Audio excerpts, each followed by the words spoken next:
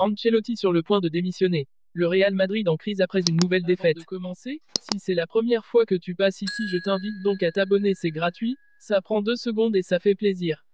Merci beaucoup à toi. Bienvenue à tous sur notre chaîne. Aujourd'hui, nous allons décortiquer l'un des sujets brûlants du moment, l'état alarmant du Real Madrid et les récentes déclarations de Carlo Ancelotti. Après une lourde défaite 1-3 contre l'AC Milan au Bernabéu, l'entraîneur italien a fait des révélations inquiétantes, remettant en question l'organisation défensive de l'équipe et le niveau de performance de ses joueurs. Mais ce n'est pas tout, Ancelotti envisagerait même de quitter son poste.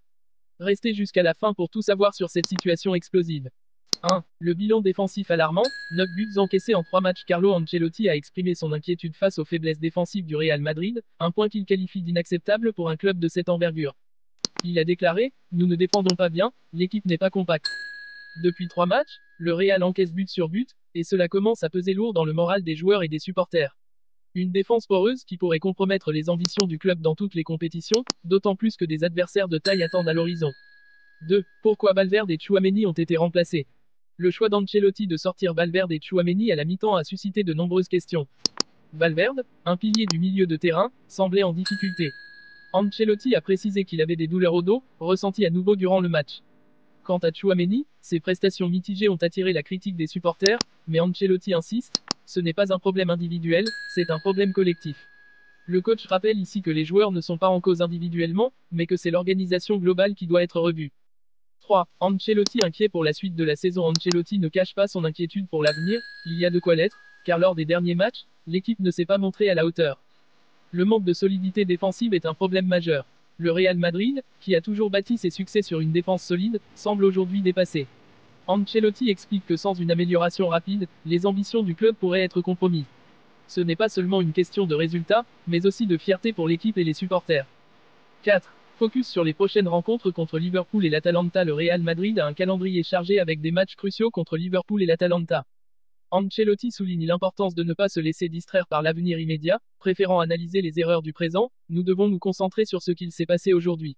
Ces prochaines rencontres seront décisives. Les deux équipes sont connues pour leur puissance offensive, et avec une défense vacillante, le Real Madrid pourrait bien souffrir à nouveau. 5. En conférence de presse, Ancelotti se livre davantage. Lors de la conférence de presse, Ancelotti a abordé l'état mental de l'équipe et sa propre frustration. Il ne s'agit pas d'être patient ou non, nous ne sommes pas en mesure de montrer une nouvelle version. L'entraîneur semble désabusé face aux difficultés rencontrées. Il est rare de le voir aussi sincèrement inquiet. La solidité de l'équipe, qui était autrefois sa marque de fabrique, s'effrite. Ancelotti prend le problème très au sérieux et reconnaît qu'il faudra des nuits de travail pour remédier à cette situation. 6. Le duo Vinicius-Mbappé, une synergie difficile à créer.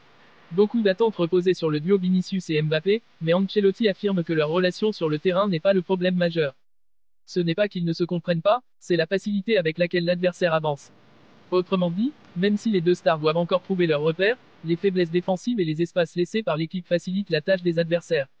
Ancelotti est persuadé que la vraie clé de l'amélioration passe par une meilleure organisation défensive, bien plus que par l'entente entre ses attaquants. 7. La question des efforts physiques, un faux problème. Certains critiques ont souligné que les joueurs du Real Madrid semblaient moins impliqués physiquement, courant moins que leurs adversaires. Cependant, Ancelotti relativise cette idée en expliquant que la caractéristique de l'équipe n'a jamais été de se baser sur une intensité physique extrême, mais sur la qualité technique et la discipline tactique. La vérité, c'est qu'aujourd'hui nous ne sommes pas capables de travailler en équipe de manière efficace. Cette incapacité à travailler collectivement est, pour Ancelotti, le vrai nœud du problème. 8. Ancelotti sous pression, normal de remettre en question son poste. Face aux mauvais résultats, la question se pose naturellement, Ancelotti doit-il être remis en question? Lui-même reconnaît que cette pression est légitime, ce n'est pas injuste, je pense que c'est normal. Nous avons tous une responsabilité. Ancelotti semble prêt à accepter les critiques, et il est même d'avis qu'elles peuvent être bénéfiques. Cela montre une certaine humilité de la part de l'entraîneur, qui n'esquive pas ses responsabilités et qui veut avancer avec son équipe, quel que soit le prix à payer. 9. Les tensions autour de Valverde et la réaction de sa femme. Le remplacement de Valverde n'a pas seulement surpris les fans, mais aussi sa femme, qui a exprimé sa frustration sur les réseaux sociaux. Ancelotti a calmé le jeu en expliquant qu'il ne voulait pas risquer une blessure plus grave pour le joueur. Pour lui, la priorité reste la santé des joueurs, et il prend ce genre de décision sans hésitation, même si cela peut déplaire aux proches et aux fans. 10. Motivation et critique. Un appel à l'unité de l'équipe. Ancelotti reste optimiste quant à la motivation de son groupe, malgré les critiques. Nous voulons faire mieux parce que ce sera très difficile d'arriver à la fin de la saison comme ça. Il insiste sur le fait qu'accepter les critiques et rester réaliste est essentiel pour progresser. Pour lui, il s'agit de garder la tête froide et de trouver des solutions concrètes sans paniquer. 11. La déclaration choc, Ancelotti envisage de démissionner. La rumeur enfle, après ses résultats décevants, Ancelotti serait en train de réfléchir sérieusement à une démission. Certains proches de l'entraîneur affirment qu'il aurait confié sa frustration, expliquant qu'il ne veut pas nuire aux performances de l'équipe s'il sent que la situation lui échappe. Pour Ancelotti, quitter le club pourrait être une option honorable pour permettre au Real de retrouver un nouvel élan. Cette décision ne serait pas prise à la légère, mais elle montre à quel point le coach prend cette crise à cœur.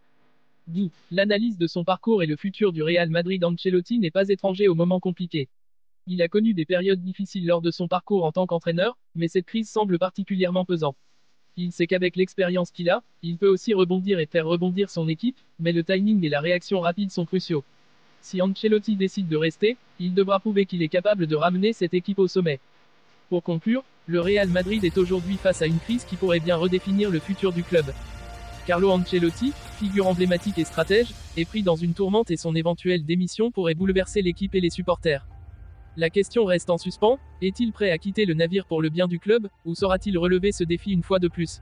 Le Real Madrid va devoir réagir et vite pour éviter une saison catastrophique. Dites-nous ce que vous en pensez, Ancelotti doit-il rester ou partir? Merci d'avoir regardé, n'oubliez pas de vous abonner et à bientôt pour plus d'actualités sur le football.